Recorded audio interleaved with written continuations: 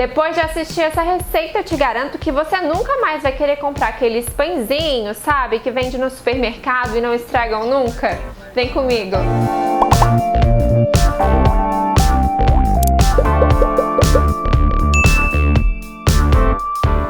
Seja bem-vindo mais uma vez à minha cozinha. A receita de hoje é um pão sírio, também conhecido como pão pita, ou que eu apelidei o pãozinho para toda hora, que quebra aquele galho que você tem que ter a receitinha aí num cantinho ou decorar, porque ele é super versátil.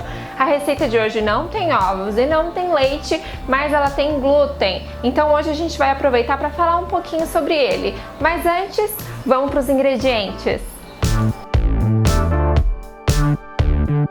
Meia xícara mais 1/4 de xícara de água morna, 2 colheres de chá de fermento biológico seco, 2 colheres de chá de óleo, eu estou usando óleo de girassol, 2 colheres de chá de açúcar, eu estou usando açúcar mascavo, uma pitada de sal e 1,5 xícaras de farinha de trigo integral, mais o trigo que você vai usar para polvilhar a bancada.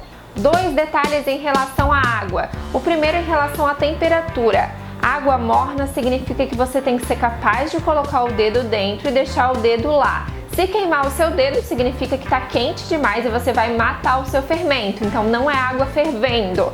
O detalhe 2 é que como a gente está usando farinha integral, ela pede mais água. Então, meia xícara você usa no começo da receita e o outro 1/4 você vai adicionando aos poucos. Talvez ela precise de tudo e talvez ela não precise de tanta água assim. Por isso eu coloquei separado na receita, tá bom? O primeiro passo da receita então é adicionar meia xícara de água, o fermento, o óleo e o açúcar. Depois de adicionar, você vai mexer um pouquinho e reservar. Ele vai ficar descansando por 5 minutos até formar uma espuma. Se não formar uma espuma, é porque o seu fermento ou estava muito velho ou a sua água estava muito quente. Significa que o fermento não agiu. Então tem que jogar fora e fazer de novo, tá? Enquanto a fermentação acontece, você pode ir peneirando a farinha de trigo integral e adicionando o sal. Depois de terminar isso, já deve ter passado os 5 minutinhos, então você pode adicionar essa mistura à massa. É nesse momento que você vai sentir se ela precisa mais ou não de água. A minha precisou, ela estava muito seca. Ela tem que ser úmida, mas ao mesmo tempo tem que soltar nas mãos, você tem que conseguir trabalhar com ela. Quando você conseguir pegar essa massa toda de uma vez só, você vai pegar a sua bancada bem limpinha, vai polvilhar um pouco de farinha de trigo integral e vai começar a trabalhar com ela. Você vai trabalhar essa massa por 10 minutos. Sim, 10 minutos. Se você não tiver muita noção aí do tempo, coloca o despertador, porque você vai ter que trabalhar bem essa massa. Se você já trabalhar bastante com massas e conhecer a textura, tudo bem, mas se você é iniciante, é bom colocar o relógio para ter a noção de quanto tempo são 10 minutos trabalhando uma massa. E nesse momento, enquanto você sova a sua massa, a gente vai aproveitar para falar sobre o glúten. O glúten, ele é uma proteína formada por 2 frações, a gliadina e a glutenina.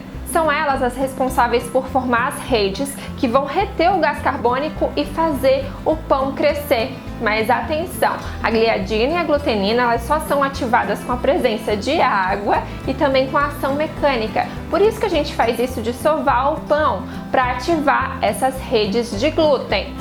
E antes que vocês me perguntem, eu já respondo. O pão integral ele não fica tão fofinho quanto o pão branco, feito com farinha branca, porque ele é feito com o grão completo. A farinha é feita com o grão sem ser polido, com a casquinha mesmo. E essa casca, ela dificulta a formação dessas redes.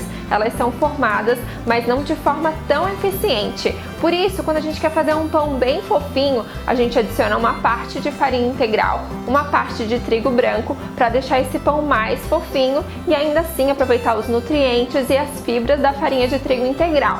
Mas se você quiser fazer um pão 100% integral, dá também, ele não vai ficar tão grande e tão fofinho. Nesse caso, a gente vai usar tudo de farinha integral porque o nosso objetivo não é que o pão cresça muito e nem que fique fofinho. É um pão fininho que a gente só quer que ele crie bolhas e que fique macio e gostoso na hora de comer. Então a gente vai usar tudo de farinha integral e aproveitar todos os benefícios dessa farinha.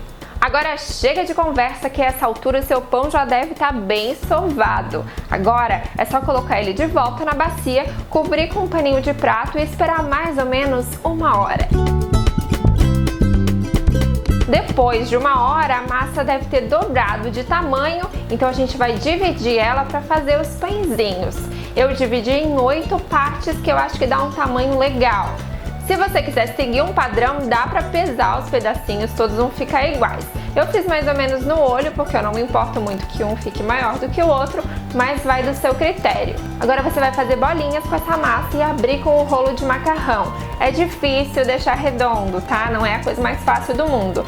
Se você quiser que ela fique bem redondinha e não tem tanta habilidade assim com o rolo, dá pra cortar com um cortador. Ou deixar mais rústica, que foi como eu fiz, porque eu não me importo que fique com essas pontinhas. O pão sírio tradicional, ele cria bolhas. Eu vou fazer na frigideira. Tem gente que prefere fazer no forno, direto na grade do forno. Na frigideira eu acho que é mais prático e ele também cria bolhas. É legal você já ir abrindo e assando ao mesmo tempo. A frigideira tem que estar bem quente e você tem que estar bem atento, porque senão queima. Eu acho o queimadinho charmoso, mas se você não gostar tem que ficar bem de olho, tá?